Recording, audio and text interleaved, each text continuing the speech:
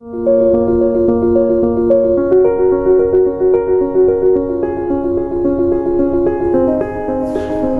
Morning students.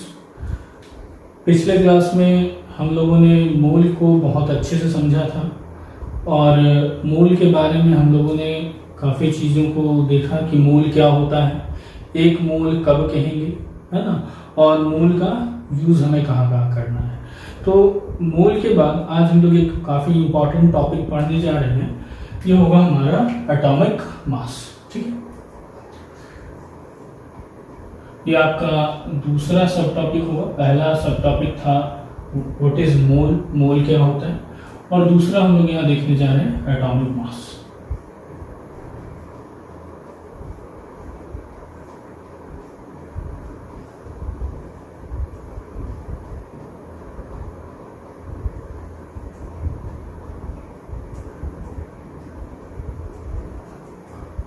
अगर हम atomic mass की बात करते हैं तो बेसिकली आप वर्ड को समझ सकते हो कि किसी भी एटम का जो मास होगा, चाहे वो एटम हाइड्रोजन का हो, कार्बन का हो, या यूरेनियम का हो, या गोल्ड का हो, या टीन का हो, या ऑक्सीजन का हो, उसके एक एटम का जो मास होगा उसे हम लोग क्या बोलेंगे, atomic mass.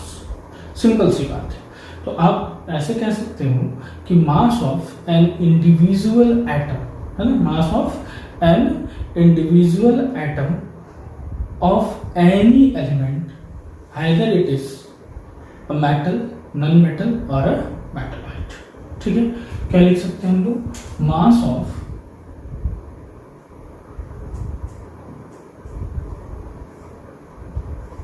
An individual atom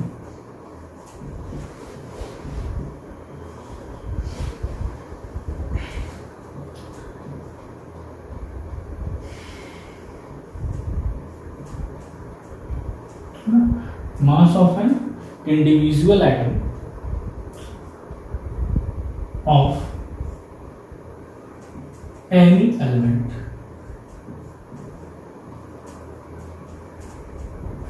either it is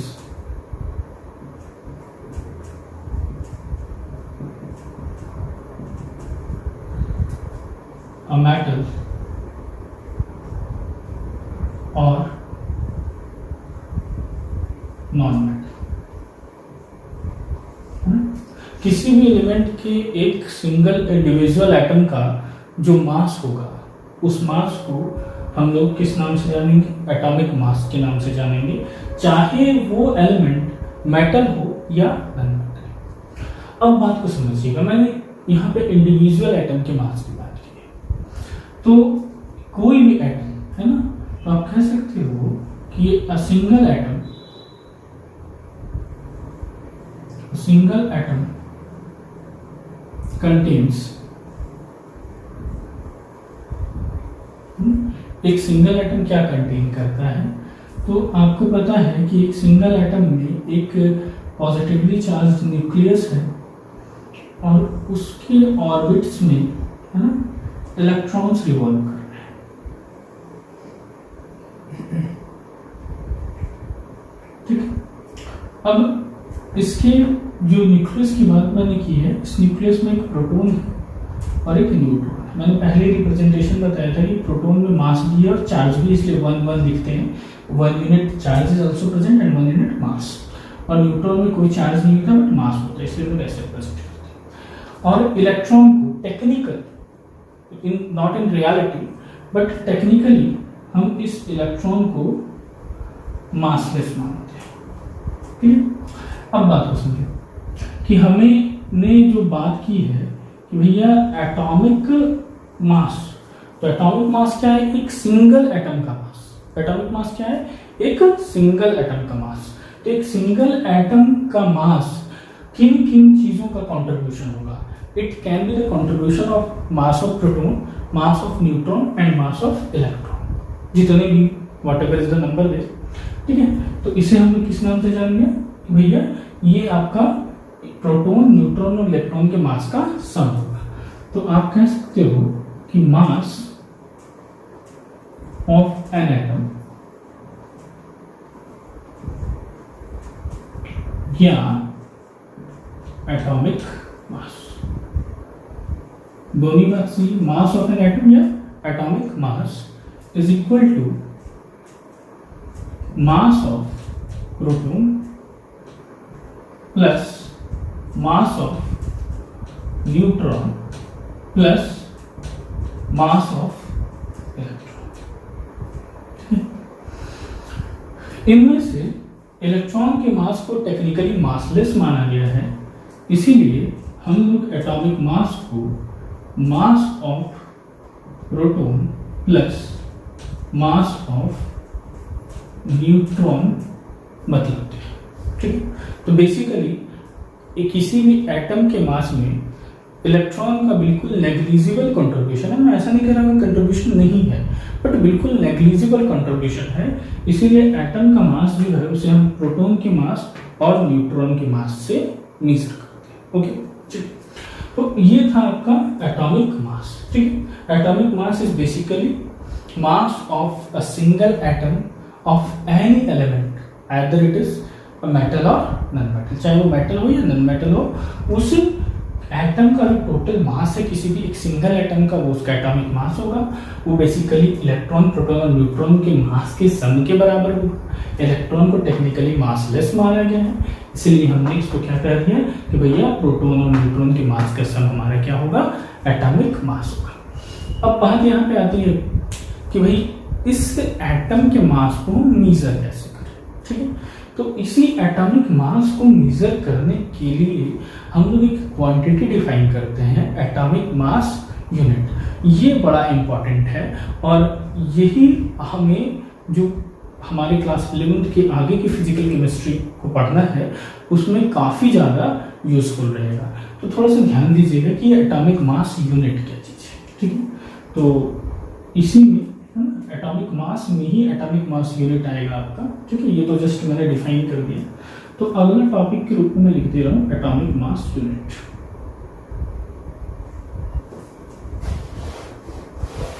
atomic mass unit, इसे हम शॉर्ट में AMU या जस्ट म्यू के टर्म्स में डिनोट करते हैं। ठीक है,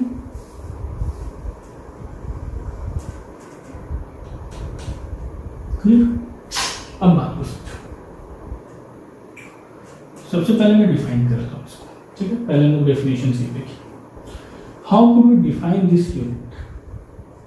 तो एटॉमिक मास यूनिट को डिफाइन किया जाता है कि द 12th पार्ट, मतलब 1/12 है ना, तो 12th part of the carbon 12 isotope is called atomic mass unit, है ना। तो आप क्या कहोगे, the 1/12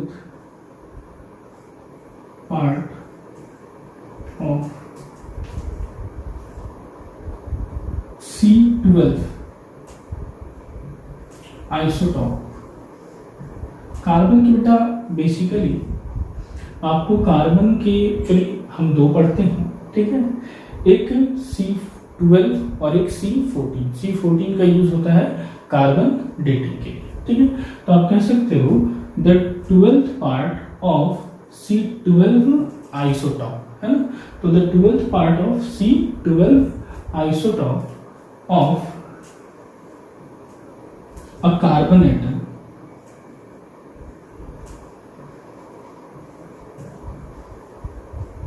is known as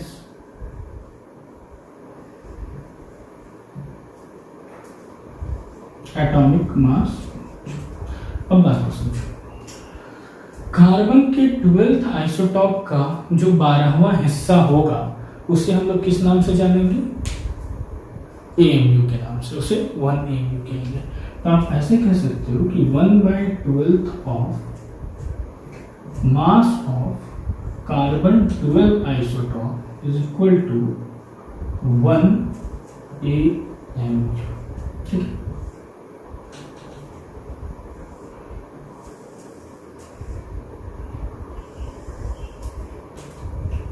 clear है बात, समझ में आई? ठीक है, अब इसी चीज को मैं आगे बढ़ाता हूं।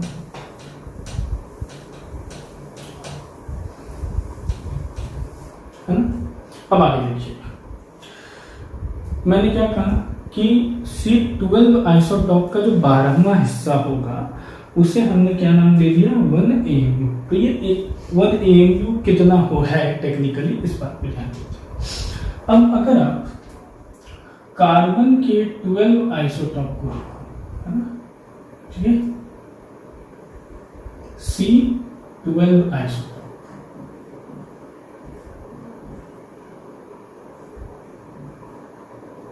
consists of,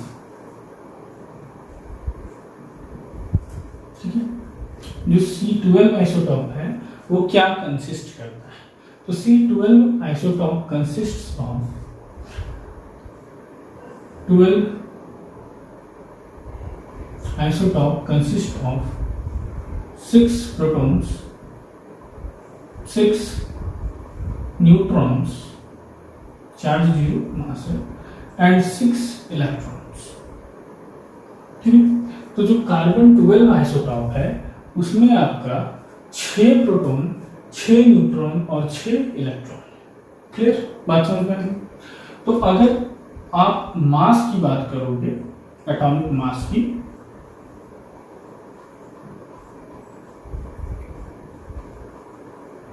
तो हमें पता भी है C12 है, मतलब इसका जो C12 आइसोटॉप होगा इसका मास कितना होगा बेटा, 12 होगा। C12 आइसोटॉप का मास 12 होगा और ये 6 प्रोटॉन, 6 न्यूट्रॉन और 6 इलेक्ट्रॉन कंटेन करता है, तो it is equal to mass of, ठीक है, 6 प्रोटॉन प्लस 6 इलेक्ट्रॉन, तो ऐसे लिख देता हूँ 6 इंटू मास ऑफ प्रोटॉन, है ना, plus 6 into mass of neutron. Electron के मास को कंसीडर नहीं करेंगे, जस्ट मैंने पहले यहाँ पे भी बताया है, क्योंकि इलेक्ट्रॉन का मास क्या होता है उसे हम लोग नेग्लिजिबल देख सकते हैं। ठीक है, तो अब आप यहाँ पे ये कंसीडर कर सकते हो, और this one is equal to 12, और अप्रोक्सीमेटली एक बात और बताई जाती है कि mass of proton is similar to mass of neutron. तो न्यूट्रॉन और प्रोटॉन का मास लगभग बराबर होता है।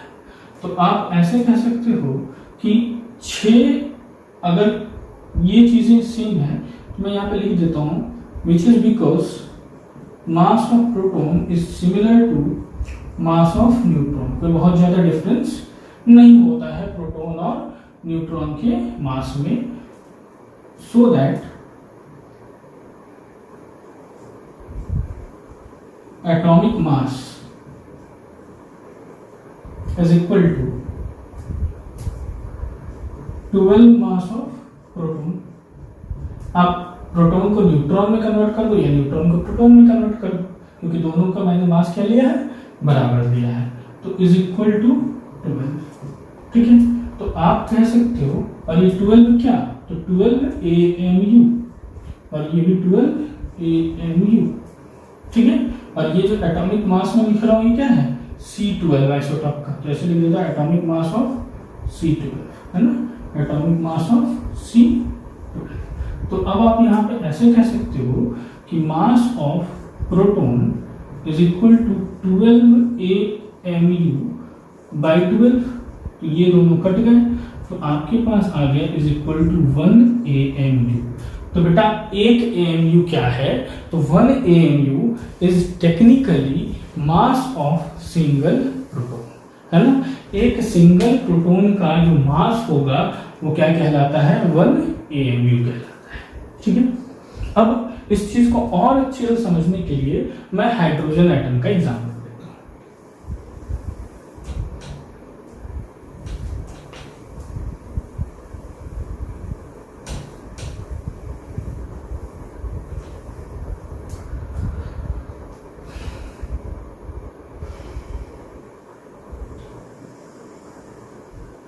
ठीक है, जैसे समझिए मैं आपको लिख रहा हूं, एग्जाम्पल लिख ले रहे हैं, 4 हाइड्रोजन एटम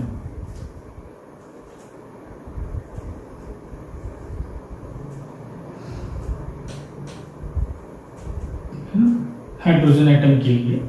ठीक है, क्या होता है, हाइड्रोजन का एक सेंट्रल न्यूक्लियस और एक इलेक्ट्रॉन रिवॉल्व कर रहा है। ठीक है, तो आपको ये बात पता है कि भैया हाइड्रोजन के न्यूक्लियस में सिर्फ एक प्रोटॉन होता है, देयर इज नो न्यूट्रॉन, है ना। वैसे हाइड्रोजन के 3 आइसोटॉप होते हैं। तो यहाँ पर मैं जो हाइड्रोजन एटम की बात कर रहा हूँ, ये मैं प्रोट्रियम की बात कर रहा हूँ। प्रोट्रियम मतलब H11, है ना। 3 आइसोटॉप होंगे, प्रोट्रियम, ड्यूटेरियम एंड ट्रिटियम। ठीक है, ट्रिटियम इज रेडियोएक्टिव। तो हम यहाँ पे फिलहाल पहले वाले की बात करें, प्रोट्रियम की बात कर रहे हैं। ठीक है, तो हाइड्रोजन एटम में यहाँ पे सिर्फ क्या है, एक सिंगल प्रोटॉन है। तो आप कह सकते हो hence only single proton is present in hydrogen atom, so its atomic mass will be 1। तो आप कह सकते हो कि भैया इसका जो एटॉमिक मास होगा,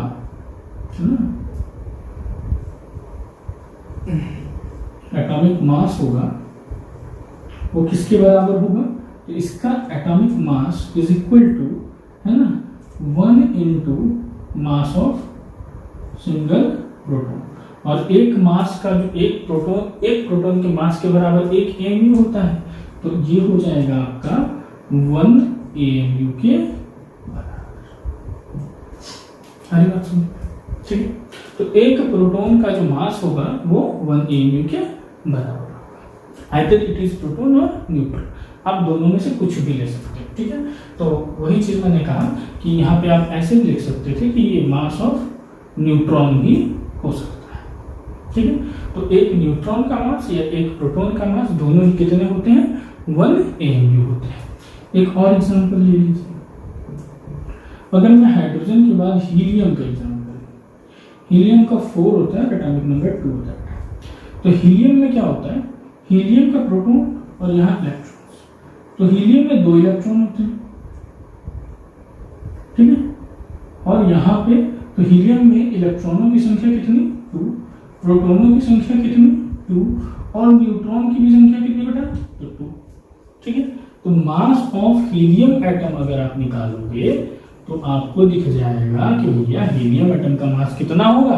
तो हीलियम एटम का मास आप ऐसे कह सकते हो कि n, मतलब n का मतलब नंबर ऑफ प्रोटॉन, तो मतलब कितने proton, 2 into mass of proton, ठीक है, plus 2 into mass of neutron. ठीक, तो ये 2 + 2 कितने हो गए, 4 हो गए। तो 4 मास ऑफ प्रोटॉन के बराबर ये हो गया। तो 4 मास ऑफ प्रोटॉन के बराबर ये हो गया, इसका मतलब ये कितना हो गया, 4 AMU हो गया। तो सीधी सी बात है कि हमने जो यूनिट डिफाइन किया है एटॉमिक मास को मेजर करने के लिए, AMU, this AMU is technically mass of single proton. Okay, तो एक प्रोटॉन का जो मास होगा वो आपका एक AMU कहलाएगा। क्लियर है बात, समझ में आ गई? ठीक है, क्लियर है बात, समझ में आ गई। मतलब ओवरऑल हमें क्या देखना है कि भाई हमारा आज का टॉपिक था कि एटॉमिक मास क्या होता है।